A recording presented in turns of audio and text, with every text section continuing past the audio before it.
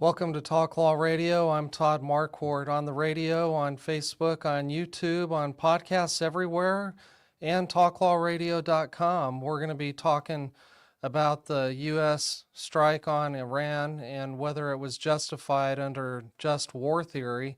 Be discussing that with Lieutenant Colonel, U.S. Army retired, Jeffrey Addicott, a full professor of law and director of the Warrior Defense Project at St. Mary's University School of Law. Professor Addicott, you last joined me on Talk Law Radio on October 21st, 2023, and we discussed just war theory then too in regards to the Israeli-Hamas conflict. Well, welcome back. Oh, it's great. So I wanted to talk first about some of your accomplishments, and forgive me for starting so far back in time, but I was interested in learning when you joined the Army and how your career advanced there. Sure. I was a student at the Alabama Law School. Army recruiters out in the hallway. I had a couple of people lined up. I graduated, talked me into joining the Army as a JAG officer. And my first assignment was in Germany because that was my conditions. I said, I'll join if you send me to Berlin or Italy. I was single. Well, very patriotic anyway. Let's get a chance to see the world, serve my country. And I had a 3-year period. Enjoyed it so much, I stayed for 20 years. Okay. So for the listeners that may not know what that job was like, give us a brief idea. That's a great job. I went to Berlin for 3 years. So right out of law, I'm doing murder trials. This is when Berlin was occupied, and it was divided into 4 sections: the British, French, us, and the Russians. And so I was in charge of all the American issues sector. Did that for 2 years, and then I went to airborne school en route to Korea, where I was command judge after Humphreys, and went to the Korean Graduate School, and then was transferred to San Antonio, Texas. And at that time, Congress had mandated that all 5 Green Beret groups in the Army must now have a lawyer. So I raised my hand and started the job. I'd already been to Air Force School and Korean Ranger School. I went through an abbreviated course, Q course, and became the group judge of the Special Forces group out of Washington. And then I worked in the Pentagon later after that. I taught at our JAG school, National Law Operations, and I also worked my way up to be the senior lawyer for all 5 special forces at Fort Bragg, North Carolina. And I retired out of the Study Command in Miami, and I was deputy judge advocate there. And then came here to Texas, began as a law professor. Can you say, are you allowed to, what legal questions you gave advice about when you were advisor for Special Forces? Well, that would take hours and hours. It's on 4 continents. Went to Haiti. I was the senior legal advisor also for all the Green Berets. I met with Haiti counterparts, and we planned how to do Haiti in 1995. It was a very intense time. I remained single for about 2 years in military. The family lived below us. I got wife and 2 girls. But negotiated the rules of engagement. Initially, the Canadians wanted us to go right just a pistol. And I objected to that. That's religious. So we were able to come in fully armed and had to use those arms. So also, as I indicated, other worked against the also and many trips down there. Worked to work against the far Colombia, Ukraine, 8 trips. So had a quite very interesting. Again, I was in operational international law for my expertise. Jumped out of a lot of airplanes. Wow, that's quite an exciting time for you.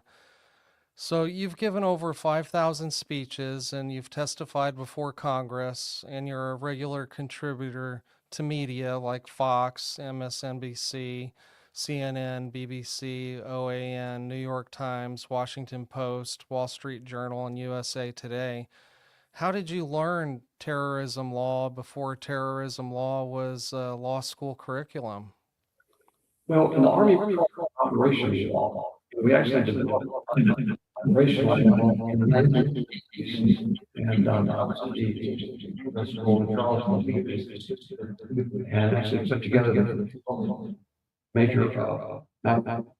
And so operational is associated with combat operations that are not special forces law. Engage in direct missions, engage in behind enemy lines, dealing with terrorist issues. So I kind of did it in the real world for some time, and then in 2000, it occurred shortly thereafter. People thought about the term terrorism law. Well, the first people that came up with the idea of called it because war on terror. Things we've never really done. We've never really been virtual state. One nation goes to another fighting a group. Right. A lot of attributes, a lot of legal issues, went to prepare and work with the administration closely. And this has a law professor worked at Northern Command. So a lot of interesting times. A lot of politics, as you know, politics are power. Never say you're and vice versa. If the Democrats and Republicans do, it's always dark cloud of politics, serving to do operational. Tell us about your teaching about the law of war and human rights in Eastern Europe and Latin America. Were the people of those countries you were teaching receptive to these new ideas? Well, yes. Again, my military collapsed in the Soviet Union in 1991. Thereabouts, a lot of countries that were trying to adapt to realities of fledgling democracies. And first mission was assigned to go down to Peru, Eastern Europe, Peru, because the Peruvian government at that time was in a death struggle with the Lima was attacked on regular basis for power in the city. And my mission was to train the entire military to fight terrorists. But sometimes the military engage in abuses. So I was asked by the commander to assist me in training the entire group. So we developed a curriculum, just your models, and then from there, we decided to do the same thing. So we see it interesting. Okay.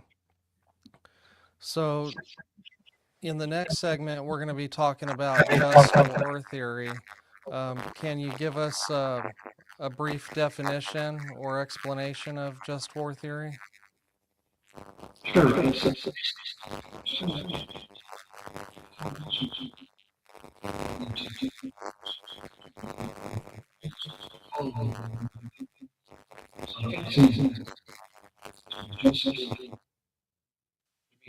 just war. And the other was just what are the rules that you have to fight the war? If you kind of look at history of warfare in the modern era, democracies don't fight each other. Wars are started by totalitarian regimes. And so the just war theory that really came out of Europe, and that's been replaced. It's been supplanted by the United Nations. When you talk about the just war theory, but really it's measured, can't keep up with war. It's measured by the UN Charter, done in 1955. And in the UN Charter, basically it says you may not go to war unless you're acting in self-defense. So if you attack another country, you're not acting in self-defense.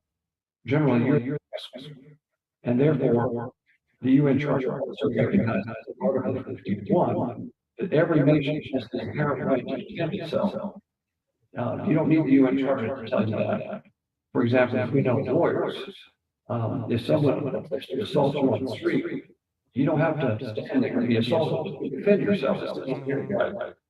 And the law recognizes that. Same thing in the international sphere of warfare. So if you are the victim of an aggressive attack by another nation, you can respond without the United Nations giving you permission as Security Council. Article 51 describes that. And you can get some of your friends to come with you to join in the war. Okay, So that's really the major is who threw the first punch. If you threw the first punch, you're the bad guy. And the other side is responding with self-defense. we got to take a break. We'll be right back.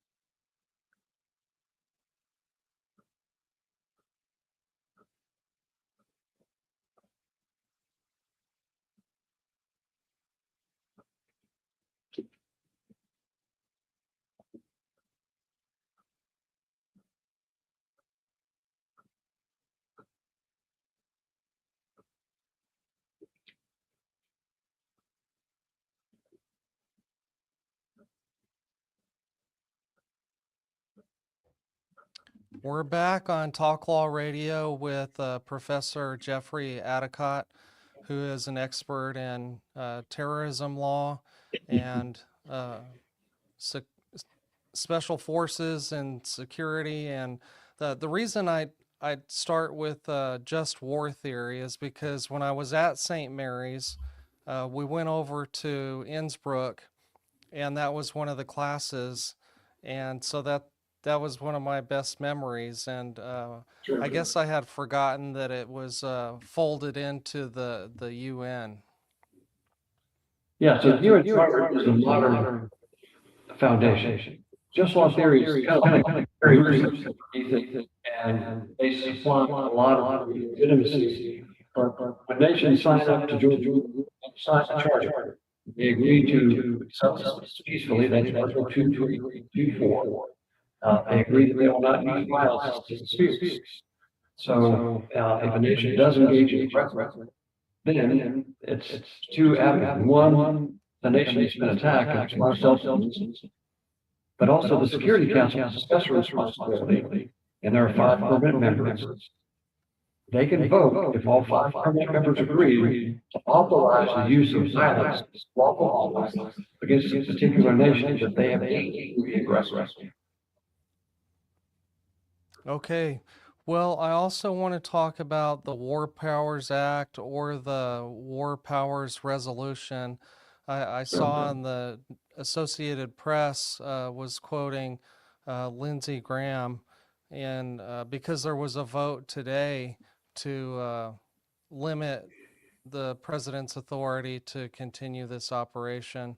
So tell us, what is the War Powers Act or the resolution, and what does it seek to achieve? Okay, so we go the way back to 250 years, of course, was declared our independence. When the founders got together to draft the Constitution, they specifically gave war-making powers to the president, the executive branch, under Article 2, as the commander-in-chief. He has the absolute authority to make war under his own constitutional power. They also gave Congress the power to make war under Article 1. Congress has the power to declare war.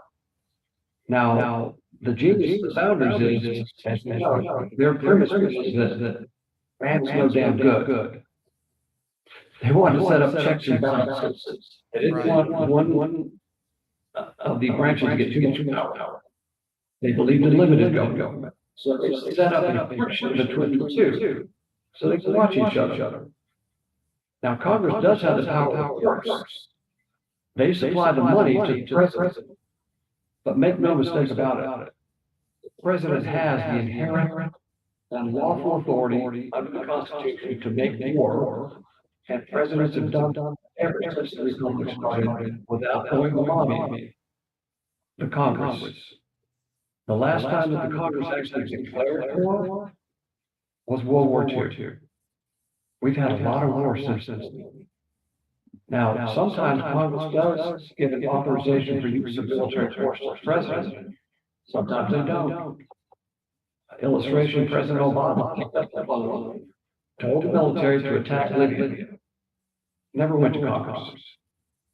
He actually went to the United Nations to get their smile. That war lasted 7 months. Not a peep out of the media, hardly. Did he have the authority to do it? Yeah, absolutely. President Trump has lawful authority. So the War Powers Resolution was passed in 1973. It was vetoed by President Nixon. And it's unconstitutional, clearly. Every case that has gone up where somebody has said that the president violated the War Powers Act, whether it's against Obama or Bush or Trump, it never goes anywhere. Because the court says, this is a political question, we're not getting involved. Okay. The Supreme Court has never ruled on the constitutionality of the War Powers Act. Clearly, every lawsuit that takes constitutional law understands it's unconstitutional. One branch of government do not restrict the power of the other branch of government. And the founders did not put the War Powers Resolution in the document. They popped up 175 years later with some individuals that thought they're smarter than the founders. No. So it's really politics. It means nothing. And no president has ever complied with the War Powers Resolution. They might send a letter to Congress saying, consistent with the War Powers Resolution. But if it ever gets to the Supreme Court, it will clearly be struck down. And look at it another way. Suppose President Trump says, I'm going to sign an executive order where Congress must report to me within 60 days if they spend any money on pick out your choice. People will say, clearly, you can't do that. You're getting into their business to appropriate funds. Why would it be all right for them to get into the president's authority to make more? It's not. That makes it really clear. I like that analogy. Does it bother soldiers when there's not support on one side or the other? Well, it bothers soldiers when you've got elected officials declaring that we're going to lose. As I believe one member of the House recently said, and he says that the troops are going to be disappointed or lose or whatever the words were. I mean, this war's 5 days old, and you're predicting that your country's going to lose. No, I mean that's ridiculous. So soldiers are basically a special type of breed. when we were in the military, I didn't care if you're an adulterer, a heterosexual, a homosexual, I didn't care what color your skin was. It's just, we all bleed green. We don't think politics. Mm-hmm. I went in the military, I was a Democrat, from Alabama, I came out of the military, looked around, everybody in Alabama was Republican. We just don't think about that stuff. We are patriotic, we want to serve our country, we follow the orders that are given to us by the command in chief. It's a great camaraderie. Because all the things that people, fight about and throw food around and have this, this rhetoric that we're hearing today, it's not us. Okay. Well, God bless America and God bless our troops. So I was using my outline for just war theory, so you can modify that as you see fit. We had talked about that it has to be self-defense, and so Yes. I kept wondering, why did President Trump order this strike? Was it just the opportunity that all of Iran's leaders were sitting in the same place at the same time? Or do they have intelligence that they're not sharing with the media? Well, the fact that the leaders are sitting at their building does not give us the authority to kill them. We have to craft it that we act in self-defense. Now, when we choose to act in self-defense, it's up to us. There's no time clock. So the Iranians for 47 years have been very hostile to our country. You can go onto the internet and look for their death to American march in the streets. And that kind of gives you a particularly what their attitude is.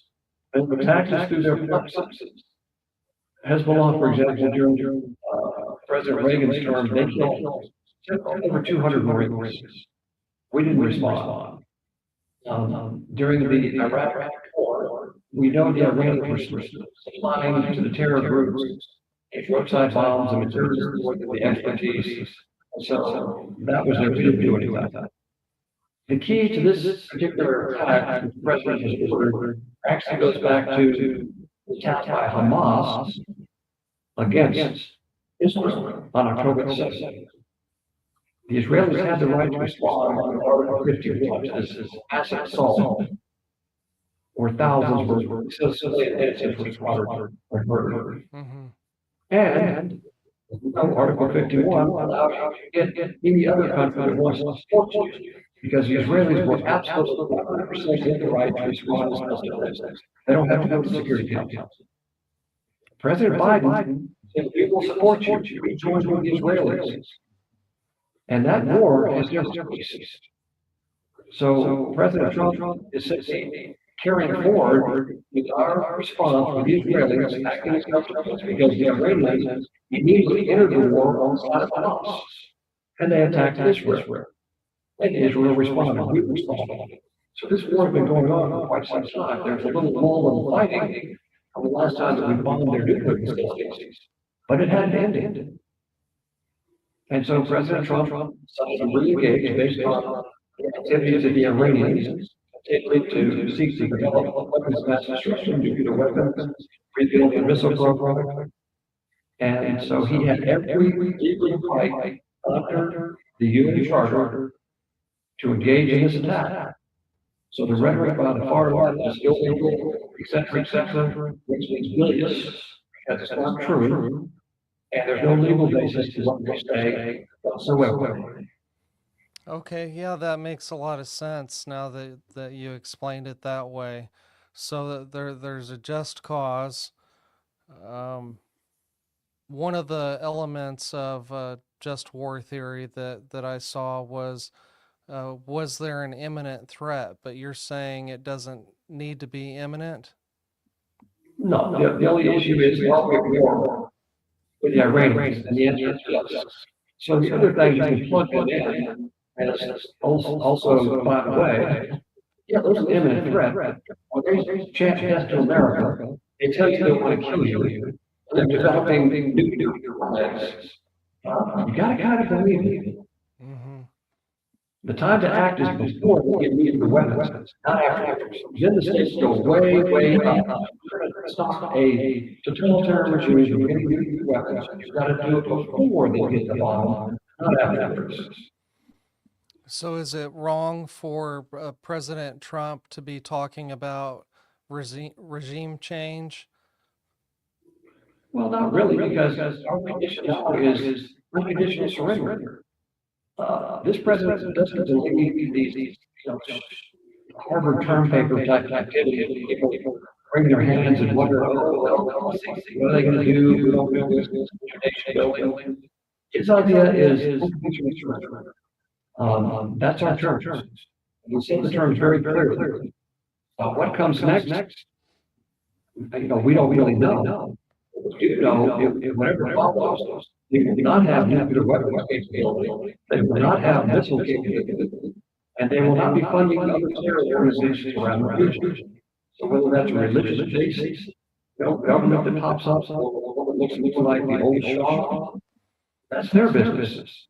We're not in the nation building. So people that fixate, again, critics of President Trump, they're not even doing Monday morning quarterback. This is 5 days into the war. And they're harping like a bunch of old ladies in the old folks home. Okay, we got to take a break. This president has a proven record of success. Where has he fallen down in Irving? It was brilliant against ISIS. People predicted it would be a disaster. We know the Todd Marquardt. His victory, of course, over the Iranians is going to be just we got to take a break. Be right back.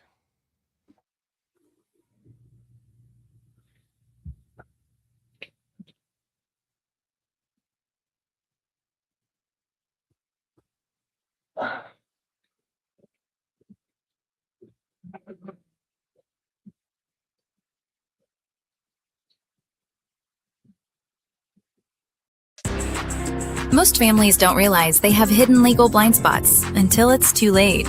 Wills, trusts, Medicaid planning, even protecting a business. These are the kinds of issues attorney Todd Marquardt helps uncover before they become problems. Todd is the host of Talk Law Radio, where each week he guides listeners through the legal challenges families, veterans, and business owners face, while showing them the practical steps to protect what matters most. Catch Talk Law Radio, Saturdays at 11 a.m. on 9:30 a.m. The Answer, 6:30 a.m. The Word, and now in Houston on AM 1070 and 103.3 FM The Answer, or anytime on YouTube. Planning isn't just about documents. It's about peace of mind, security for loved ones, and building a legacy that lasts. Don't wait for a crisis. Do it before you die.